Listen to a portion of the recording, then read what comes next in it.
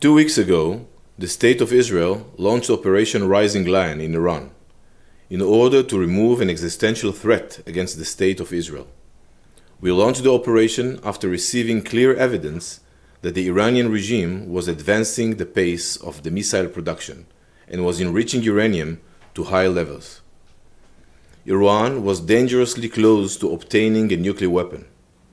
The Iranian regime was also coordinating a plan called the Destruction of Israel, which called for a multi-front attack on Israel, beginning with missile fire from Iran and its proxies in the region, followed by a massive ground invasion into Israeli territory.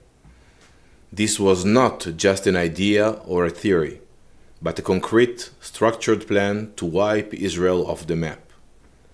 For years, we monitored Iran's actions and worked behind the scenes to delay and stop the threat. This past year, we strengthened capabilities to prepare for the longest distance operation we have ever carried out. As the threats neared the point of no return, we completed the IDF's preparations, secured the home front, and launched the necessary operation against Iran's nuclear and missile programs. We had no other choice. We targeted every layer of the Iranian threat, weakening their abilities and building up our advantages with every strike. The operation began with a surprise opening strike, 1,500 kilometers from home. We targeted nuclear facilities, dozens of senior military commanders, 11 nuclear experts and knowledge hubs, and research and development sites. By doing so, we disrupted all stages of the regime's nuclear weapons production. At the same time, the Air Force launched strikes against surface-to-surface missiles, launchers, production capabilities, and systems designed to target our aircraft. Within hours, we had achieved aerial superiority in western Iran and paved the way to the heart of Iran, Tehran. The opening strike changed the Iranian regime's plans. They had prepared to launch a much larger missile barrage at Israel than what we ultimately saw. In the 12 days since the opening strike, the IDF continued with precise strikes focused on two main efforts. The first was against the Iranian regime's nuclear weapons program, which had rapidly advanced toward a full nuclear weapon. They were enriching uranium on a broad scale and had enough fissile material for several nuclear bombs that they could assemble in a short period of time. On the map here, you can see the regime's main nuclear sites. These are the key facilities in the production chain for a nuclear weapon core. In this image, you can see the first site, Fordo, a uranium enrichment facility built dozens of meters underground and carved into rock. It was struck by the US military. The second site, Natanz, is Iran's largest enrichment facility. It has been operational for years and contains the infrastructure for enrichment to military levels. The significant damage to these two sites has removed the Iranian regime's ability to enrich uranium to military-grade levels at this time. The third site struck was the conversion facility near Isfahan. We struck critical components in the production chain of nuclear weapons. We struck thousands of centrifuges, production sites, and infrastructure. We also struck the inactive Arak reactor.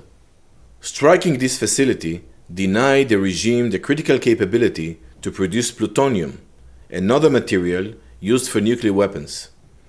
The elimination of 11 nuclear scientists directly involved in nuclear weapons development was a critical blow to the regime's ability to continue its nuclear weapons program. The second effort targeted Iran's missiles and UAVs, which the regime had planned to launch towards Israel from different locations in western Iran. In recent months, military intelligence identified that the Iranian regime was taking steps to drastically increase missile production to reach 8,000 precision missiles, a direct threat to Israel within the next 2 years. We struck missile production capabilities, launchers, and surface-to-surface missiles. On this map, you can see that we struck more than 30 facilities responsible for producing components and materials for the ballistic missile program. We set back their missile production, especially for long-range missiles that directly threaten Israel. We destroyed over 50% of the missile launchers and damaged dozens of components. We eliminated senior Iranian military commanders, including the top 3, and later one of their successors. More than 30 senior commanders were eliminated. There is no safe haven for our enemies who seek our destruction.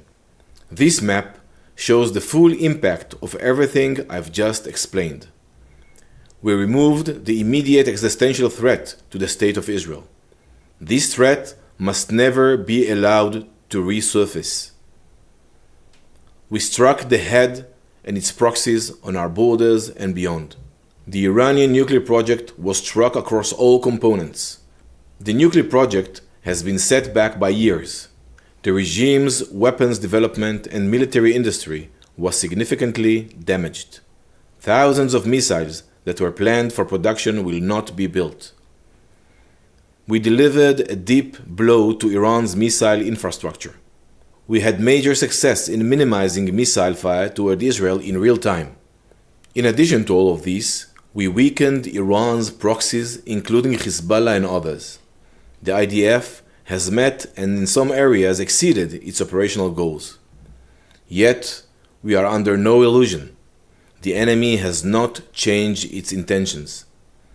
Through this operation, we were able to achieve our objective to prevent an existential threat to Israel, the region, and the Western world. Our capability, our determination, and our readiness to defend ourselves are now clear to our friends and our enemies. I wish to express my deep appreciation to our ally and partner, the United States, and to the commanders of the US military. Years of close coordination, built on shared values, have been vital to security across the region. During the operation, approximately 530 missiles and 1,100 UAVs were launched from Iran toward Israel territory. Most were aimed at population centers. The Israeli Air Force and Navy intercepted many of the missiles and 99% of the UAVs launched at Israel, most of them outside the Israeli territory. Our defense systems significantly reduced the impact. Unfortunately, no defense is airtight. As a result of the attacks, 29 Israeli civilians lost their lives, and many others were injured or lost their homes. The operation's success cannot undo the pain and deep loss we've suffered. We remain alert on all fronts. We are preparing for a variety of scenarios and continuing to operate against Hamas in Gaza alongside our efforts to return all hostages. The mission is not yet complete. 50 hostages remain in captivity.